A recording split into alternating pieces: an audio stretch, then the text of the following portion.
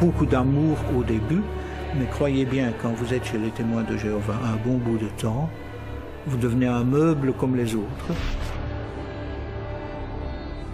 Ce que j'ai vécu, ce que j'ai vu, non, ils ne sont pas qui se prétendent. C'est l'anti-liberté, c'est la non-application de la Convention des droits de l'homme.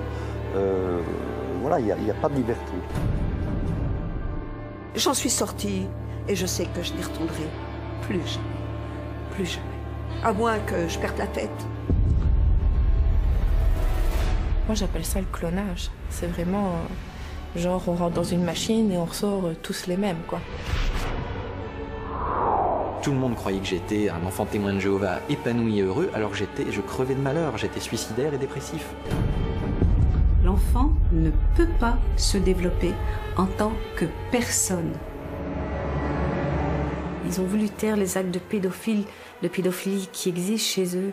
Et là, ça m'a fait chuter. C'est pour ça que j'en suis arrivée à vouloir en finir avec la vie. In my opinion, it's a pedophile paradise. Ils veulent un monde parfait.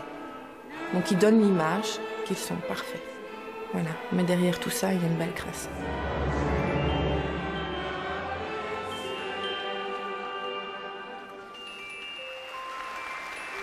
Vous avez remarqué les termes utilisés dans le verset par Paul? Beau et agréable. Voilà ce qu'est la prédication. En d'autres termes, plus nous allons prêcher, par amour pour Jéhovah et par amour pour notre prochain, plus nous avons envie d'y aller. Concrètement, de façon pratique. Assemblée de district annuelle à Charleroi. 3 jours de discours spirituels, d'études de textes bibliques, de cantiques chantés à l'unisson. Le programme est donné en français, en italien et en lingala pour 6000 témoins de Jéhovah et sympathisants venus en famille.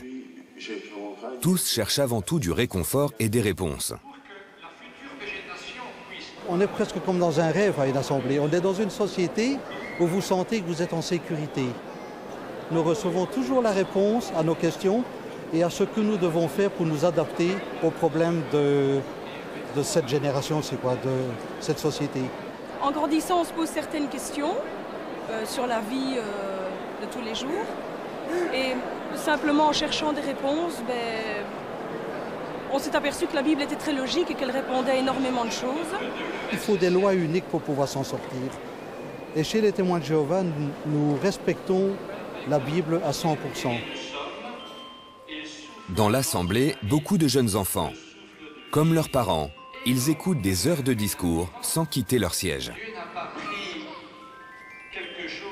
Dès leur jeune âge, ils apprécient de savoir qu'il y a un Dieu, que Dieu apprécie les enfants, que Jésus, quand il était sur terre, les prenait également dans ses bras.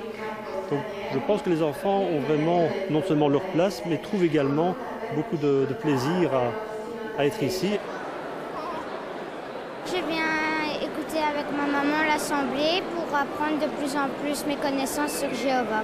Est-ce que ça t'intéresse? Oui, beaucoup. Et peut-être que dans quelques années, je serai aussi un baptisé. Moi, j'écoute souvent. Est-ce que tu t'amuses bien? Oui. On leur apprend petit à petit à écouter déjà et à être sages, ce qui aide beaucoup dans leur vie aussi, même en scolarité, ça fait beaucoup. On voit dans le monde qu'aujourd'hui il y a de la violence partout, tandis qu'ici, j'ai jamais vu de violence. Beaucoup d'adolescents aussi expriment leur motivation et leur foi. Des jeunes gens qui veulent donner l'image d'une jeunesse saine et épanouie. Salut. Salut. Je m'appelle Mathieu. Quand j'étais petit, mes parents j'accompagnais mes parents dans des réunions spirituelles comme celle-ci. Et petit à petit, quand je grandissais, je remarquais que peu à peu, quand je grandissais bien évidemment, que c'était la vérité. Alors, mon cœur a décidé de choisir de servir Jéhovah. On se trouve des amis d'autres que l'école, parce que bon, à l'école, on n'a pas souvent de bonne compagnie. Mais bon, ici, on peut trouver vraiment de bonne compagnie. On fait connaissance de plein de monde, c'est vraiment chouette. Alors, vous les jeunes, qui avez 20 ans ou moins, voulez-vous vous lever pour montrer à tous ceux qui s'intéressent à vous combien nombreux vous êtes. Aujourd'hui, beaucoup de ces jeunes vont se faire baptiser. Ici, on ne baptise pas de bébés. Le candidat au baptême doit d'abord suivre des heures d'études de la Bible, mais aussi connaître et appliquer les principes de l'organisation. Une dernière fois, l'orateur leur explique que le baptême est un véritable engagement à obéir à Jéhovah. Mais il faut que ce soit clair dans votre esprit, cher candidat au baptême. Tant que vous tenez ferme la main de Jéhovah, tant que vous allez suivre tout ce qu'il vous demande, vous serez profondément heureux. Et on peut vous le garantir. Après un discours musclé, les candidats au baptême se rendent avec leur famille dans une salle du royaume de la région. Beaucoup ont été élevés par des parents témoins de Jéhovah. Ça représente tout un cheminement depuis que je suis enfant, depuis ma naissance. Et voilà, j'ai été élevée dans la vérité, j'ai appris à connaître ces principes, à les appliquer. Et puis maintenant, je prends position ouvertement pour faire à mon tour ce qui est juste à ses yeux. Ce qui est important, c'est qu'on ait envie et qu'on croit vraiment en Dieu et qu'on se dise je veux servir Dieu. C'est ça le plus important, c'est ce qu'il y a dans notre cœur. D'abord mes candidats au baptême et les autres vous attendez. Un à un, les 37 candidats au baptême vont s'immerger dans la piscine. Le rituel ne prend que quelques secondes. Quelques instants qui suffiront pourtant à transformer la vie du baptisé, désormais totalement dévoué à la volonté divine.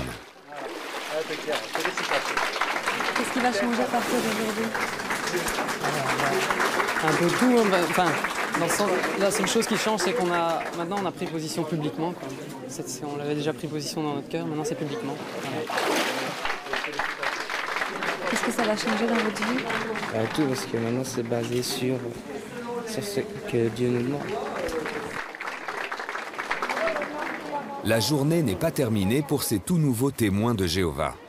Le groupe retourne à l'assemblée. Les discours vont encore s'enchaîner jusqu'à la fin du week-end.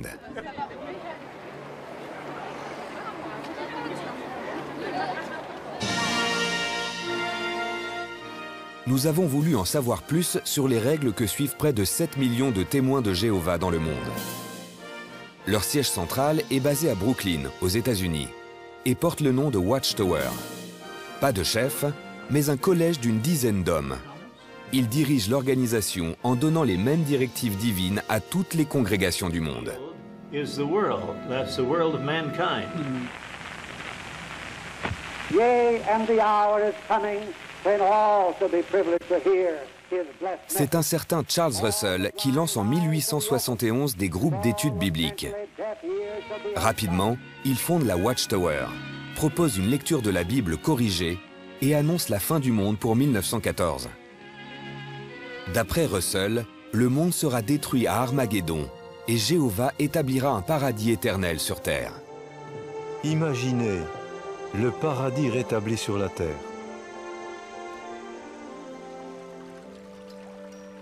Quelle joie ce sera dans le monde nouveau!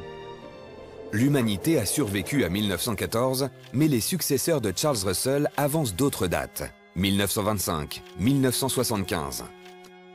Aujourd'hui, les témoins de Jéhovah attendent toujours l'imminente fin du monde, sans plus oser fixer d'échéance. Nous pensons que Dieu va intervenir. Et après, que cette catastrophe n'aura pas lieu parce que Dieu va arranger les problèmes qu'il y a sur Terre.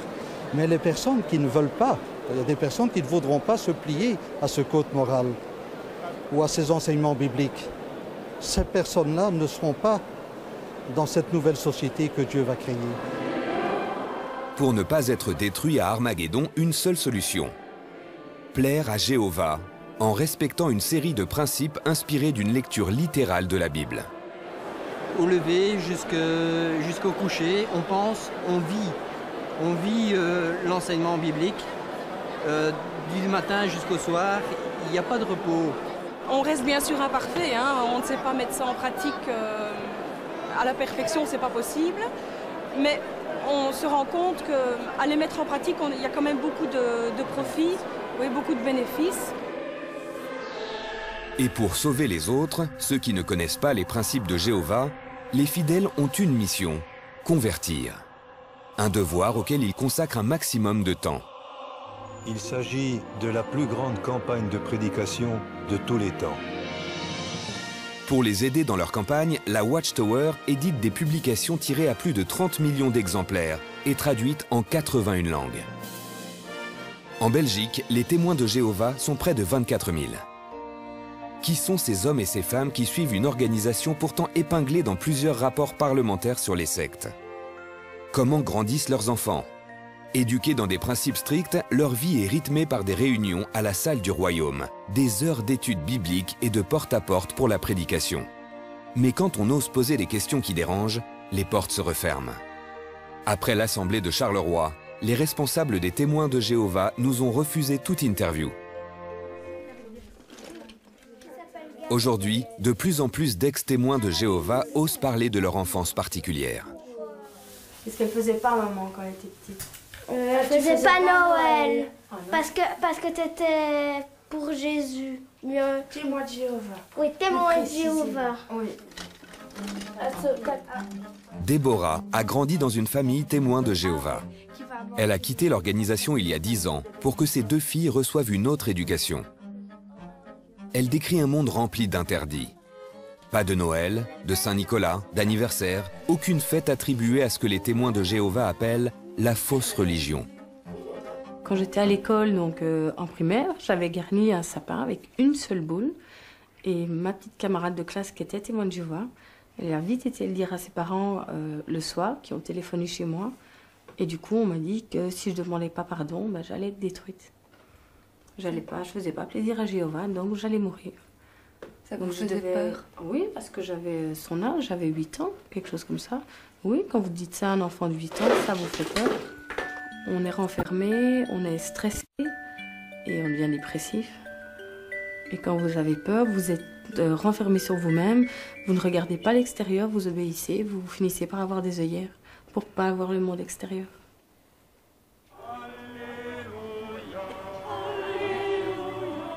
Nicolas est français. Lui aussi a quitté les témoins de Jéhovah. Jusqu'à l'âge de 22 ans, il a suivi à la lettre ces mêmes consignes enseignées par l'organisation.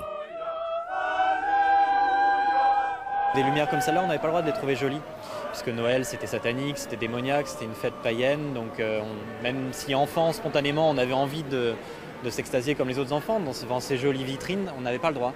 Il fallait qu'en autoconscience et en autocritique et on se dise que non, on n'avait pas le droit, que c'était pas bien, que c'était un sentiment diabolique que d'avoir des attirances pour ce genre de fête.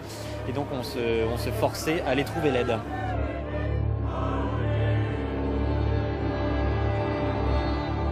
Quand vous êtes petite, on vous dit tu dois obéir à ce que Jéhovah veut, à ce qu'on te demande de faire, parce que sinon tu ne vas pas être sauvée le jour d'Armageddon. Donc tu vas être détruite. Donc quand vous êtes enfant, vous avez cette peur-là de ne pas être sauvé, de ne pas vivre dans le paradis, parce qu'on vous dit que vous allez vivre dans un paradis sur terre. J'avais très peur, parce que tous les soirs, je faisais ma prière, donc à Jéhovah, et j'avais peur, on vous parlait souvent quand vous êtes petite des démons, de Satan et tout ça.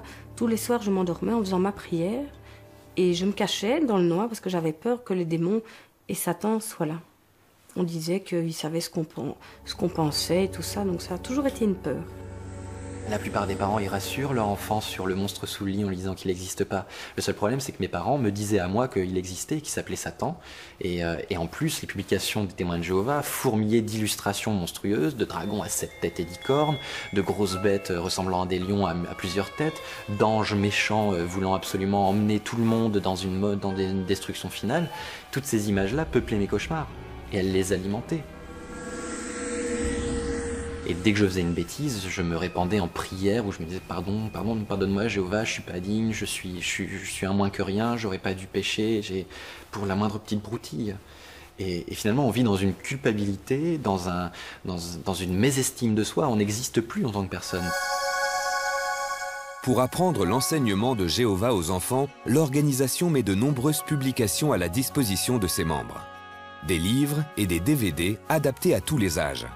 On y trouve des conseils pour tous les domaines de la vie. Découvrez dans Les Jeunes s'interrogent le danger de certains amis peu recommandables. Le désir de se faire accepter est dangereux quand il nous pousse vers des amis peu recommandables. La Bible nous prévient, les mauvaises compagnies ruinent les habitudes utiles. Les mauvaises compagnies, ce sont les gens qui n'aiment pas Jéhovah. C'est quelqu'un qui montre par son attitude et sa manière d'agir qu'il ne respecte pas les principes de Jéhovah. Le respect des principes divins limitera le choix de vos amis. En étant différent, vous vous démarquerez des autres. On m'avait dit, tu vas entrer à l'école, c'est un milieu dangereux, parce que tu vas fréquenter des camarades qui ne sont pas témoins de Jéhovah, tu vas fréquenter des professeurs qui ne sont pas témoins de Jéhovah, donc qui sont des outils privilégiés du diable pour t'atteindre et pour te faire chuter, pour te faire aller dans le chemin de Satan. Surtout à cause de la séparation avec les autres enfants, l'école a été un calvaire.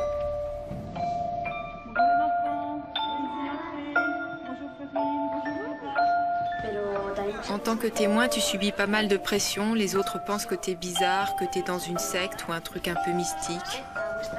Donc on me tapait dessus, on me crachait dessus. On me tapait dans le dos, dans la classe pour pas que j'écoute. Chaque fois que j'allais à l'école, j'avais mon cœur qui battait fort. Finalement, on commence son enfance et on finit par continuer sa vie dans un syndrome de persécution programmée où on se dit que c'est normal et qu'on doit être persécuté parce que c'est la preuve qu'on est dans la vérité. Bon les enfants, vous allez copier le texte suivant. Il commence par une question. La Terre a-t-elle toujours ressemblé à ce qu'elle est aujourd'hui? On a une obligation de prosélytisme sur ces enfants-là, en milieu scolaire. On nous dit, puisqu'ils ne sont pas dans la vérité, ils vont mourir.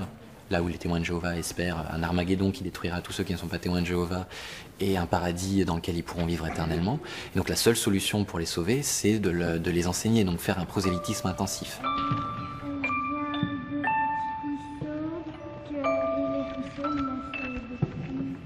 Ils avaient un terme qui s'appelait avoir le sang des autres au-dessus de sa tête. Et dès tout petit, j'avais cette image du sang de mes camarades qui me coulait sur la tête si je les prêchais pas. J'étais terrifié par cette idée. Dans ce livre destiné aux jeunes, on retrouve le même discours. Évitez les amis à l'extérieur, mais profitez de vos contacts pour les convertir.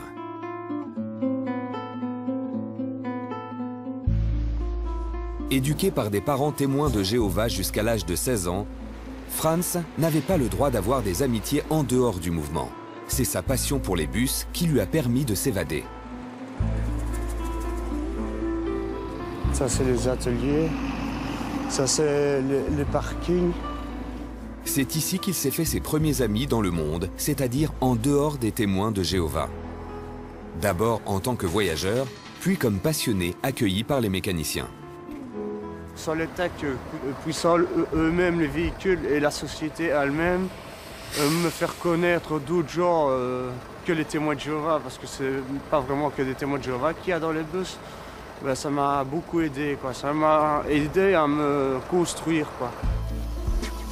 Mais quand Franz a quitté l'organisation, le plus difficile pour lui a été d'oser se déplacer sans crainte dans le monde extérieur. Je voyais que des témoins de Jéhovah, c'était la maison, c'était chic. Et je voulais... Une fois, je me suis mis à partir en bus. Je me sentais invincible dedans parce que c'est quand même une grosse masse.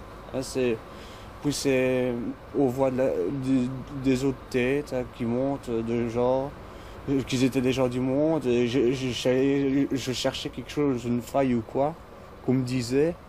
Je ne voyais pas. Sauf qu'ils fumaient la cigarette avant d'entrer dans le bus, mais ça je trouve que c'est normal, je le faisais bien moi. J'étais fort agité, évidemment. J'ai débarqué dans un monde qui m'acceptait, j'étais tout content, moi. Les témoins de Jéhovah, j'étais rien. Si j'étais encore là-dedans maintenant, je serais rien. Je serais devenu fou. Moi, je dirais que si j'étais pas sorti de là, ben, je serais 10 pieds sous terre, quoi, déjà. Les souffrances décrites par ces ex-témoins de Jéhovah, Sonia Jougla les connaît bien. Dans son cabinet de psychothérapeute, les ex-adeptes qu'elle reçoit vivent très souvent les mêmes difficultés. Ce qui est grave, c'est que l'enfant ne peut pas se développer en tant que personne, en tant que ce qu'il est. Il ne peut devenir que ce à quoi on l'a formaté, ce qu'il doit être pour faire plaisir à Jéhovah. On pourrait dire qu'ils ont un nanisme affectif. Ils ne peuvent pas se développer sur le plan émotionnel et affectif et sur le plan psychologique. On peut parler de maltraitance? Tout à fait. Les loisirs, les sports, la musique, rien n'est choisi au hasard chez les témoins de Jéhovah. Quand elle était adolescente, Lisa n'avait pas le droit d'écouter du rock. Aujourd'hui, elle a quitté l'organisation et a élargi sa culture musicale.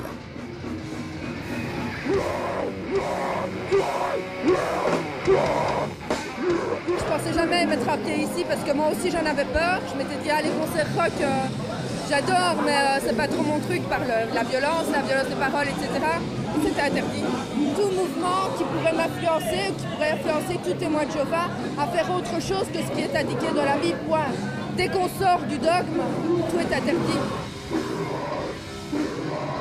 Lisa avait 12 ans quand sa maman a rejoint les témoins de Jéhovah. Elle suivra les mêmes règles que sa mère jusqu'à l'âge de 25 ans.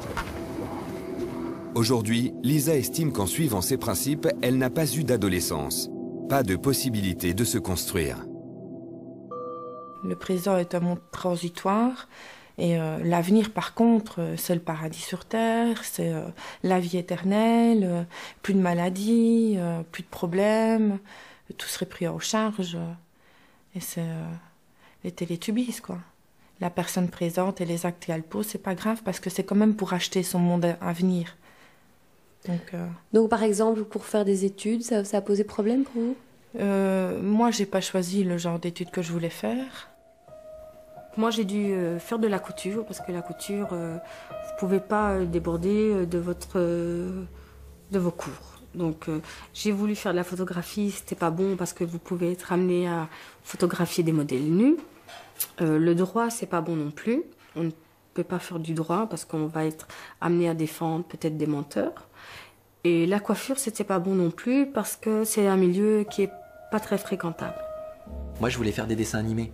Mais mes parents me disaient que c'était dangereux parce que tous les dessins animés, c'était l'image qu'ils avaient des dessins animés à cause des publications des témoins de Jéhovah, faisaient la promotion du sexe, de la violence, de la magie, et que j'allais forcément dans le domaine de ces activités-là être obligé de faire des dessins en rapport avec ces thèmes-là.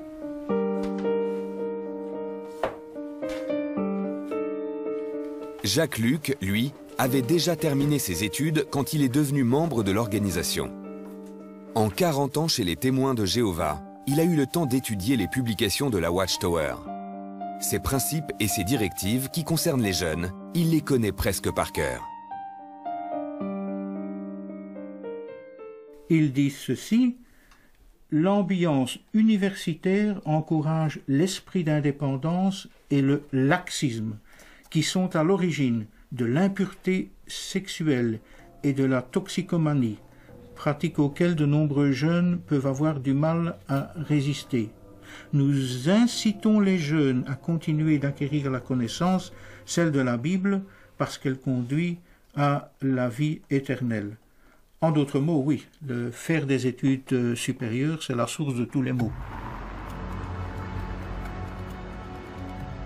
Les responsables des témoins de Jéhovah ont refusé l'interview face à la caméra. Mais au téléphone, voici ce qu'ils nous répondent quand on les interpelle sur l'accès aux études supérieures. Dans certains cas, il y a des études universitaires qui peuvent être dommageables. Par exemple? Par les fréquentations. Le milieu universitaire est dangereux, on peut rencontrer de mauvaises personnes. Nous ne voulons pas dire ça parce qu'il y a pas mal de témoins de Jéhovah qui ont fait des études universitaires et ils s'y sont bien trouvés. Au contraire, on encourage les enfants témoins de Jéhovah de faire de bonnes études. Donc ça peut un double langage. Hein. Ils sont obligés d'en avoir, des gens qui font des études supérieures, mais ils ne vont pas l'encourager. Au contraire, des discours récents montrent qu'ils vont plutôt faire en sorte que les jeunes ne fassent pas d'études. Invece di perseguire alta educazione, sarebbe bene crescere nella conoscenza di Geova. Vogliamo lodare tutti coloro nell'uditorio che hanno smesso di frequentare l'università quando sono venuti nella verità e tutti coloro che dopo aver ascoltato questo discorso faranno la stessa cosa. Pour nous convaincre de la bonne intégration de leurs membres dans la société, les responsables des témoins de Jéhovah nous ont offert cette brochure. Une véritable compilation de références pour prouver le bien-être et l'adaptation sociale des adeptes. Une très sérieuse étude du professeur Saroglou de l'Université catholique de Louvain y est même citée. Il est apparu que ces personnes ont bien des croyances essentielles pour l'adaptation au monde et pour le bien-être. Nous avons voulu en savoir plus sur l'étude du professeur Saroglou. Les conclusions de ces recherches ont-elles été correctement citées dans la brochure? Les principes de Jéhovah mènent-ils réellement au bien-être? C'est pas faux, c'est une partie de la réalité. Une réalité qui est incomplète, ne reflète pas la totalité de l'enjeu dont il s'agit ici. L'autre partie de la vérité oubliée dans la brochure, la voici. Nous sommes tentés de croire que le bonheur trouvé à l'intérieur de ces groupes a quelque part un prix, celui de la liberté. Perdre sa liberté de choisir, de décider. C'est aussi ce que constatent les psychologues sur le terrain. C'est pas la démocratie, la laïcité, tout ça qui est important, c'est Jéhovah. C'est Jéhovah qui passe d'abord partout.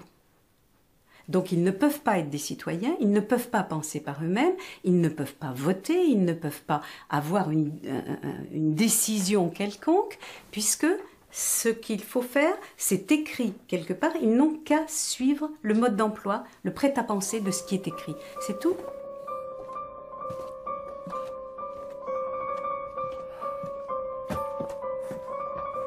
Cette soumission complète aux principes de Jéhovah, Jean-Marie Bastin la connaît bien. Il a été témoin de Jéhovah pendant 23 ans. Qu'est-ce qu'il y a là-dedans? C'était le mode d'emploi de la vie chez eux. Aujourd'hui, à cause de ce mode d'emploi, il ne voit plus sa fille qui est toujours témoin de Jéhovah.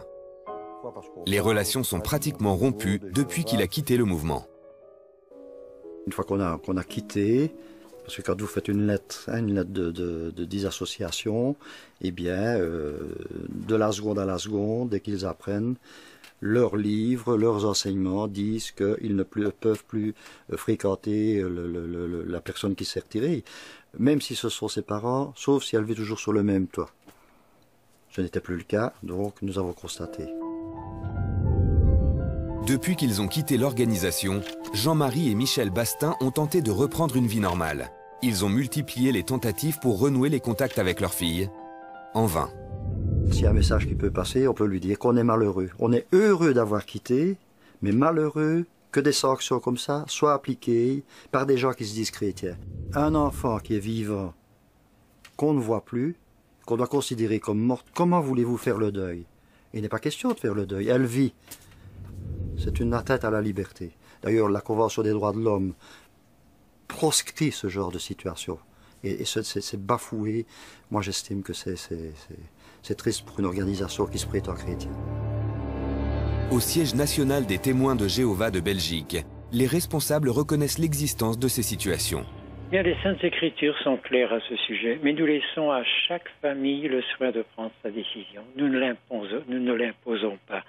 Et si une famille décide de continuer à maintenir un certain contact, c'est sa propre responsabilité. Mais la menace d'être détruit à Armageddon pousse les fidèles à obéir aux directives rappelées dans ce livre en 2008. L'autre cas de figure est celui d'un parent excommunié. Bien qu'en de rares occasions, des contacts limités puissent être nécessaires, tout contact de ce genre devrait être réduit au minimum. Lorsqu'on quitte les témoins de Jéhovah, ou lorsqu'on s'éloigne d'eux sans même les quitter en disant « je vous quitte », on perd tous ses amis. Et comme les témoins de Jéhovah disent qu'on ne doit pas se faire des amis en dehors d'eux, puisqu'on les perd eux, on perd tout le monde. Moi, mes parents, à l'heure actuelle, ils ont coupé absolument tout contact avec moi. Je suis mort pour eux. Il n'y a vraiment plus rien. Ma mère m'a envoyé une lettre, où elle m'avait dit tu as de la chance d'être heureux. Elle admettait que j'étais heureux, mais j'étais pas heureux comme je devais l'être. C'est-à-dire, négation du bonheur s'il n'est pas dans les termes imposés par les témoins de Jéhovah. D'autres ne le peuvent pas parce qu'ils sont rongés par la culpabilité et le chagrin. Elle parlait d'elle et de mon papa. Et après, elle disait « Nos bras te seront à nouveau ouverts lorsque tu te décideras à nouveau à mener une vie pure. » En clair, la porte est fermée tant que tu ne deviendras pas témoin de Jéhovah à nouveau. Hugo non plus ne peut plus voir ses parents autant qu'il le souhaite. Il a connu Lisa chez les témoins de Jéhovah. Depuis qu'ils les ont quittés, ils connaissent le même genre de problème avec leur famille. Il y a quelques mois, je veux dire, j'ai appris par ma sœur en fait que ma sœur Sarah, donc toi qui est exclue, oui. J'ai appris par elle que mes parents, on leur avait conseillé de ne plus avoir de contact avec nous. Ouais. Mais donc on avait des réunions de famille, je veux dire, rappelons ça comme ça, on se voyait, barbecue ou quoi, on se voyait tous ensemble. Maman, la dernière fois que j'ai été chez elle, c'était pour nettoyer. Et il y a un témoin de Jéhovah qui est arrivé, elle m'a dit, écoute, il faut que tu partes. Ah ouais. Et j'ai dû faire le tour, et être discrète quand je suis partie, parce qu'il ne fallait pas qu'on nous voie ensemble, quoi. Nous sommes des dommages collatéraux. C'est un peu triste parce qu'on est des humains, on n'est pas du matériel qu'on a abîmé, mais voilà. Les dérives, si on peut dire, ne sont pas préméditées, je vais dire, quelque part. Et on s'en rend compte qu'il y a des dérives quand on quitte les témoins de Jéhovah. Quand on est dedans, oui, voilà, c'est tout à fait normal, je vais dire, de respecter les principes, oui, quitte à faire peut-être du mal à d'autres, mais on ne s'en rend pas compte. Donc, à partir du moment où ce n'est pas intentionnel, je vais dire, je peux pas vouloir aux gens, quoi. Parmi les victimes de ces ruptures familiales et sociales, une seule a osé attaquer en justice l'organisation des témoins de Jéhovah en invoquant la loi sur la discrimination. Les témoins de Jéhovah ont gagné les premiers procès, mais la bataille juridique sera longue. Il n'est pas question pour nous, et ça je crois que c'est très important pour mon client, de critiquer en soi le mouvement des témoins de Jéhovah. Ce qui est inadmissible, nous semble-t-il, c'est les consignes de discrimination qui sont données par les témoins vis-à-vis d'un ancien témoin qui a été exclu de la communauté. C'est la première fois que les témoins de Jéhovah sont accusés de discrimination devant un tribunal. Si la cour d'appel donne raison aux plaignants, les témoins de Jéhovah seront contraints de s'adapter pour ne plus être condamnés. Ce que mon client veut, c'est d'entendre un juge dire tout simplement les mesures prises par les témoins de Jéhovah à l'encontre d'un exclu sont discriminatoires d'une part, ordonner que cette décision soit publiée dans les différents écrits, les différents médias qui sont nombreux des témoins de Jéhovah, et véritablement ils ne demandent pas de réparation financière.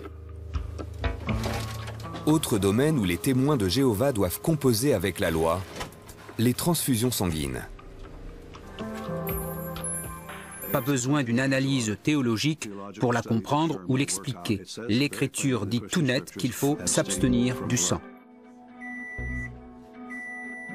Selon ce principe biblique, les témoins de Jéhovah ne peuvent accepter de transfusion sanguine même si leur vie en dépend.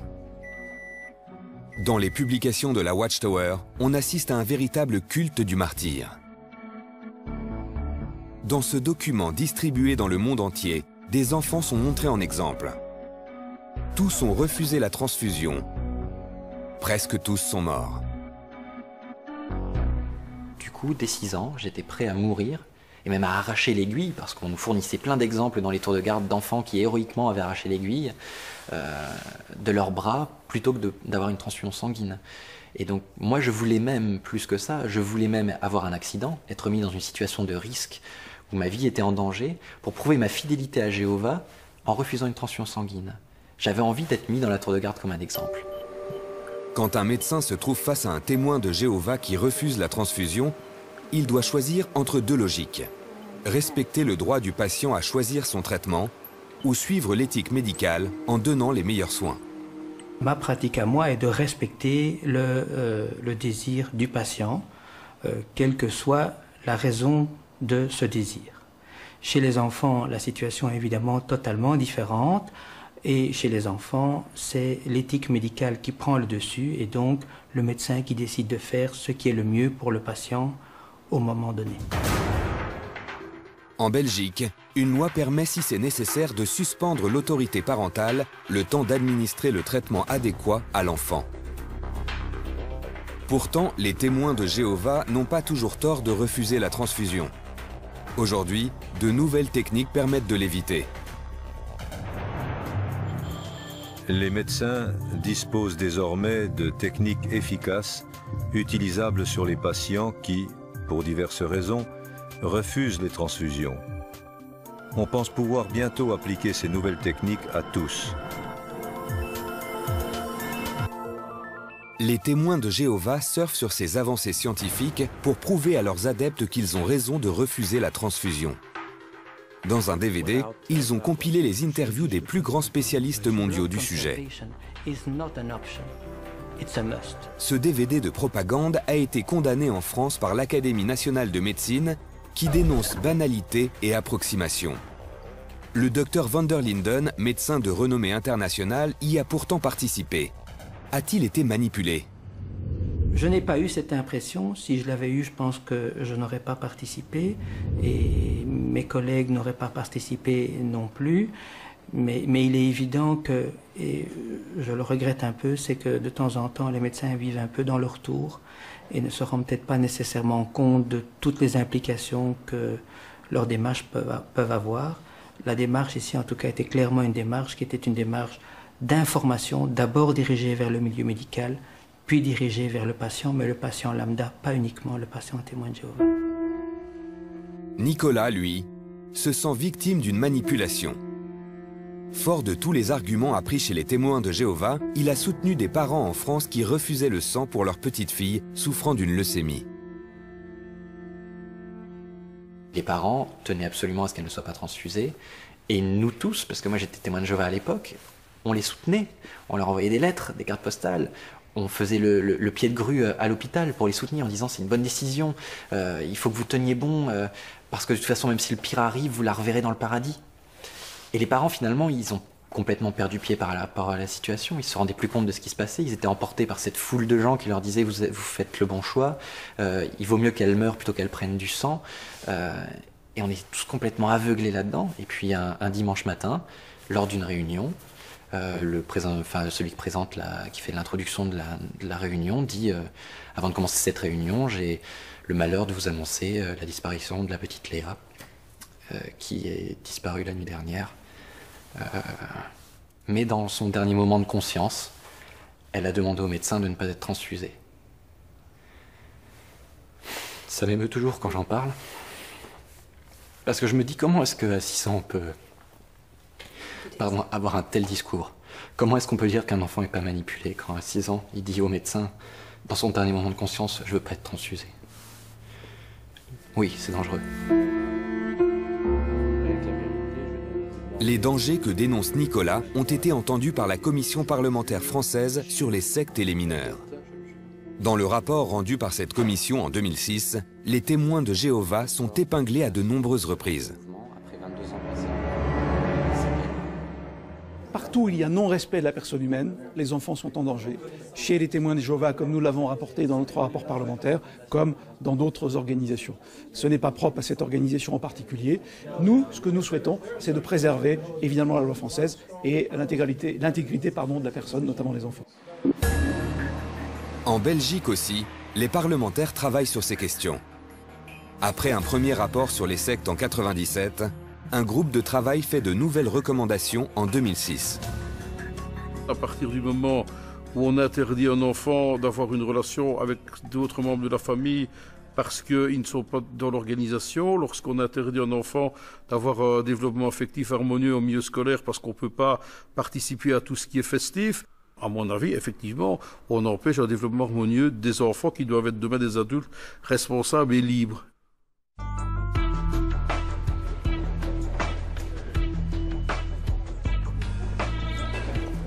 Le monde associatif aussi s'inquiète. Le 29 septembre 2008, un collectif d'associations a rendez-vous à la Commission européenne.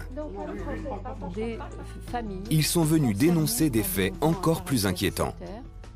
Nous avons demandé à être reçus par le président de cette commission, la Commission européenne, pour parler d'une face cachée de cette organisation américaine des témoins de Jéhovah, c'est-à-dire des agressions sexuelles, entre autres. Bien sûr, il y a d'autres choses, mais cette face est encore très cachée. Et aujourd'hui, nous avons l'envie de le dire haut et fort parce que se taire serait être complice. Silent Lambs, mon organisation, a été contactée dans les 8 dernières années par 7000 victimes de cette religion. Nous voulons être leur porte-parole et ne plus être des agneaux silencieux. Bill Bowen connaît bien les principes des témoins de Jéhovah. Il les a pratiqués pendant 40 ans aux États-Unis et il avait même des responsabilités au sein de l'organisation.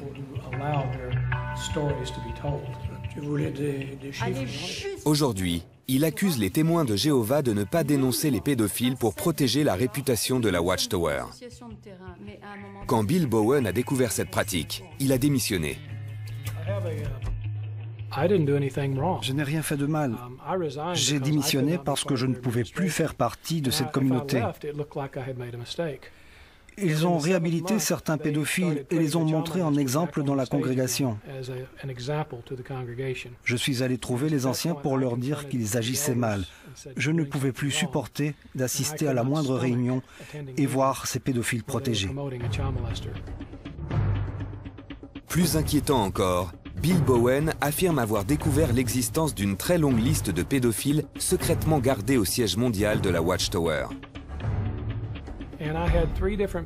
3 personnes m'ont contacté. Une personne m'a dit plus de 20 000. Une autre m'a dit 23 720. Une troisième est venue avec un chiffre un peu plus élevé que les 2 précédents. À ce stade, je savais que j'avais un vrai chiffre. C'est ce que j'épingle sur mon site Silent Lambs. J'ai demandé à la maison mère de nous corriger si nous n'avions pas le bon chiffre, à la hausse ou à la baisse.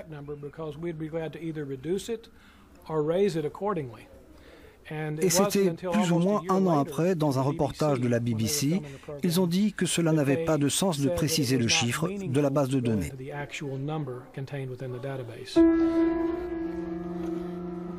Bill Bowen et les associations françaises et belges continuent leur tournée d'information. Direction la France.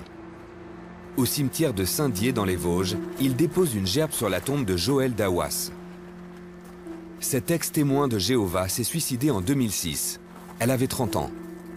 Elle avait été violée à l'âge de 12 ans par un témoin de Jéhovah de sa congrégation. Pourtant, aucune plainte n'avait été déposée à l'époque. On a tellement de cas en France et dans tout le monde, et Bill est là pour le dire. Cette fille représente, je dirais, tous ces milliers de jeunes qui ont gardé ce secret. C'est quelque chose d'inacceptable et en même temps, je dirais qu'il faut vraiment que ça cesse.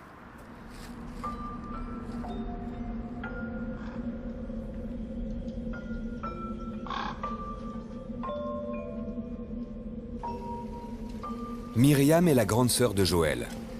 Elle n'était pas au courant du calvaire de sa sœur au moment des faits. Aujourd'hui, révoltée, elle retourne avec nous là où Joël a choisi de mettre fin à ses jours. C'était juste 1 mois après avoir enfin osé porter plainte contre celui qui l'aurait agressé 18 ans plus tôt.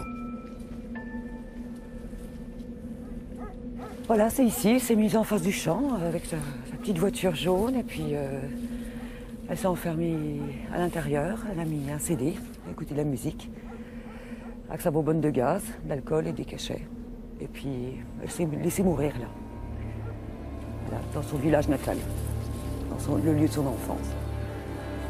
Voilà. Puis là où elle a subi sa première agression sexuelle, c'était ici, avec ce témoin de Jéhovah. Donc je pense qu'elle a voulu donner une dernière preuve encore. Joël a grandi dans une famille nombreuse de ce petit village des Vosges. Avec ses sœurs, elle suivait sa mère chez les témoins de Jéhovah. Tous les dimanches matins, elle se levait tôt pour remplir son devoir de prédication. Un ami de la famille venait la chercher à la maison et la petite fille partait pour une tournée interminable. Tous les dimanches, elle savait ce qui l'attendait. Et puis donc, il l'entraînait, elle avait 12 ans. On se laisse facilement manipuler et puis entraîner là-dedans.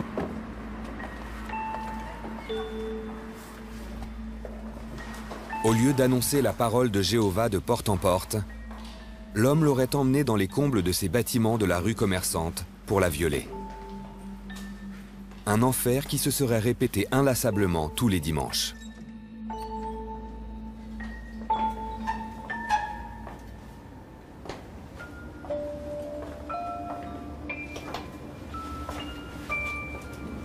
Je suis pas bien du tout, sachant ce qu'elle a pu endurer dans ces coins noirs, sombres, sales. Ses premières expériences sexuelles, c'était pas là qu'elle devait les passer, puis pas comme ça en tout cas. C'est froid, c'est froid, et c'est triste pour elle, ma foi.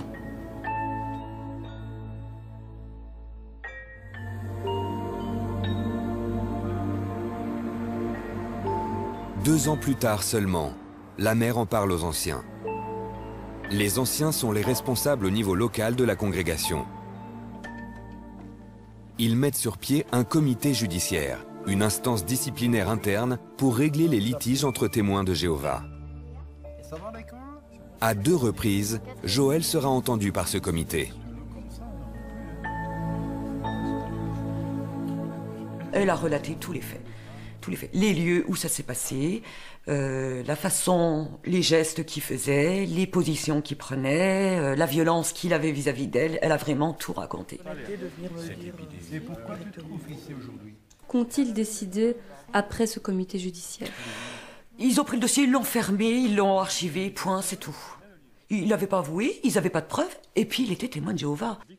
À la base, c'est moi qui... Les anciens auraient alors donné un conseil à la maman de Joël. J'estime que l'école n'est pas très loin, donc elle a pas... Ma mère n'a pas dénoncé à la police, elle a écouté les témoins de Jéhovah, comme quoi il fallait pas aller à la police.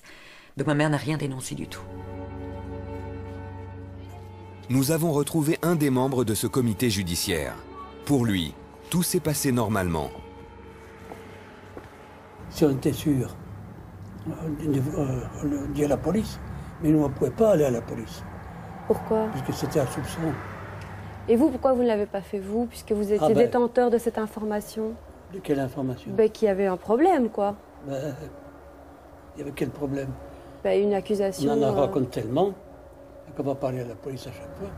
C'est les parents qui auraient dû réagir. Hein. C'est pas à nous. On leur a dit. Hein. Et vous lui avez dit qu'elle devait aller porter plainte? À la mère. Enfin, la fille était là. Mais c'est surtout la mère qui m'a dit. Il faut aller à la police si vous êtes vraiment convaincu. Pas du tout. Ma mère l'aurait fait, parce que ma mère, depuis 69 qu'elle est chez les témoins de Jéhovah, elle est très vulnérable, elle est très influençable. Elle ne voit que par les témoins de Jéhovah. Après plusieurs tentatives de suicide, une vie dissolue et un état dépressif permanent, Joël finit par porter plainte juste avant la prescription. 1 mois plus tard, elle se suicide. Le suspect, les anciens et la maman de la victime ont été interpellés puis relâchés en attendant la fin de l'instruction.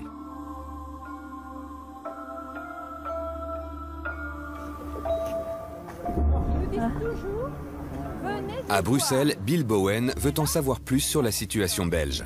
Il est reçu au siège national par des responsables qui affirment toujours dénoncer les faits de pédophilie. Ça se passe systématiquement ainsi. Écoutez, je ne peux pas vous dire ça dans une autre langue. On le fait systématiquement quand ça arrive. Systématiquement. Nous avons donné des instructions très claires dans nos congrégations responsables lorsqu'il y a un cas. Les témoins de Jéhovah dénoncent-ils toujours? Doit-on croire ce qu'ils disent ou ce qu'ils écrivent? Voici ce qu'on peut lire dans une tour de garde de 1995. S'il y a de bonnes raisons de penser que l'agresseur présumé commet toujours des agressions sur des enfants, il faudra peut-être lui donner un avertissement. Dans une telle circonstance, les anciens de la congrégation peuvent apporter leur aide. Mais si ce n'est pas le cas, ne vous précipitez pas. Avec le temps, vous vous accommoderez peut-être de ne pas donner suite à l'affaire. Maintenant, les victimes peuvent aller porter plainte. Mais on va leur dire aussi, ne portez pas plainte n'accusez pas vos frères.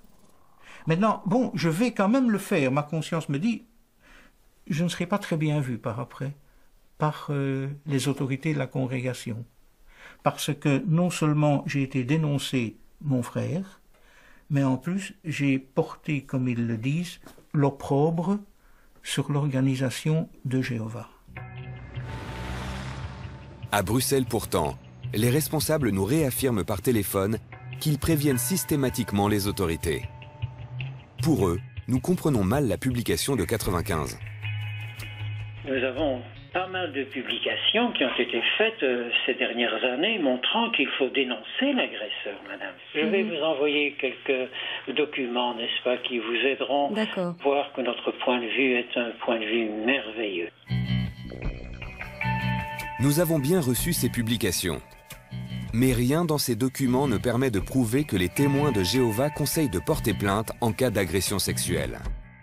Au contraire, dans le courrier qu'ils nous ont adressé, les responsables belges ont oublié de mentionner l'existence de cette lettre envoyée à toutes les congrégations belges.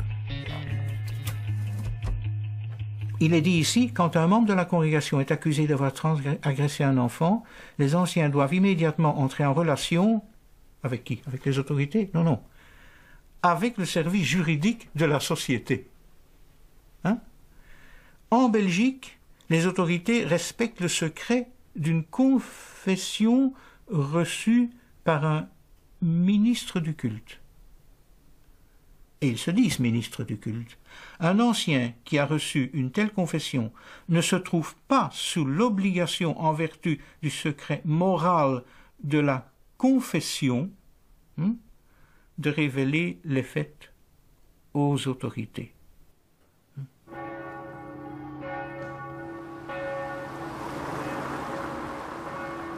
Malgré l'existence de ces documents, les responsables des témoins de Jéhovah vont plus loin dans leurs affirmations. Ils veulent nous convaincre qu'il n'y a aucun cas d'agression sexuelle dans les congrégations belges. Pourtant, nous en avons trouvé. Anastasia s'est réfugiée à Bruges après avoir vécu un calvaire dans la congrégation d'Arlon. Abusée à l'âge de 14 ans par un témoin de Jéhovah, elle dit aussi ne pas avoir été entendue. Pour moi, les victimes ne sont jamais crues, ils peuvent... je suis toujours comme un enfant, allez, je suis comme un enfant qui est pris au piège, comme ça, au piège d'un... On dit comme un rat qui se fait prendre tout seul au piège, quoi. Moi, je me dis, mais ça ne va pas. Je dis, je poche aussi aux autres enfants et tout. S'ils commencent à agresser aussi les autres, ça ne va pas non plus. Et qu'on cache encore tout ça, ça ne va pas, quoi. Il faut que tout ça cesse, quoi. À l'époque, la jeune fille n'a rien osé dire à ses parents. C'est à la police qu'elle s'est confiée et a tout de suite porté plainte. Les témoins de Jéhovah ont réagi. Ça les a un peu dérangés, quoi. Parce que pour eux, ça fait aussi une mauvaise marque pour leur congrégation, quoi. Rosalia Hayes fréquentait elle aussi la congrégation d'Arlon. Lors de cette affaire, les parents d'Anastasia s'étaient confiés à elle. Les parents ont reçu la visite de 2 anciens qui voulaient que la jeune fille... Parce que la jeune fille a été posée plainte. Et donc, ils étaient venus pour que la plainte soit retirée. Et ils sont venus me demander mon avis. Mais j'ai dit, mais on ne peut pas retirer la plainte. Ce sont des choses, même pas le secret médical. On est obligé de dénoncer les cas de pédophilie. L'affaire sera finalement classée sans suite. Mais Anastasia n'est pas un cas isolé. Déborah a vécu la même histoire. Moi, j'étais abusée de 8 ans à 9 ans. Et par un témoin de Jéhovah, jamais ils n'ont demandé...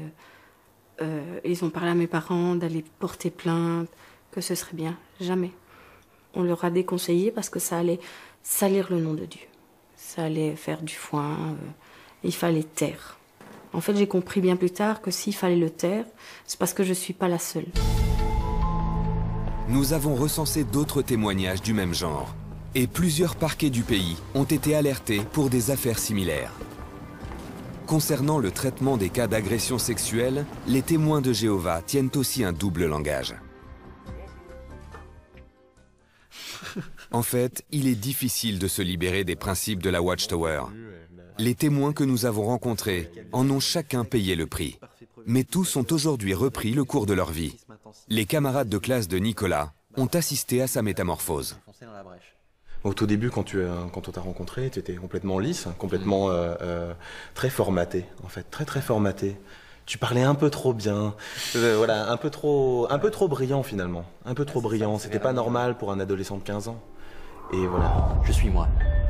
Je suis moi-même. Pour la première fois, je suis celui que j'aurais toujours dû être. Alors qu'avant, on m'imposait d'être quelqu'un d'autre, d'être un parfait petit prêcheur, d'être un soldat de Jéhovah. On vous dit, mais quand vous sortez du peuple de Dieu, vous ne pouvez pas être heureux. Donc, vous allez être malheureux. Ben, moi, c'est l'inverse. Je suis sortie, j'ai fait mes dépressions à cause des témoins de Jéhovah, mais je m'en suis relevée et maintenant, je suis heureuse. Grâce à mon mari et à mes enfants. On dit que la sérénité n'a pas de prix, donc j'ai pris mon envol, j'ai repris ma liberté. Pour me reconstruire et apprendre à me connaître, me retrouver. Je regrette d'avoir été manipulé et je regrette particulièrement d'avoir été moi-même un manipulateur.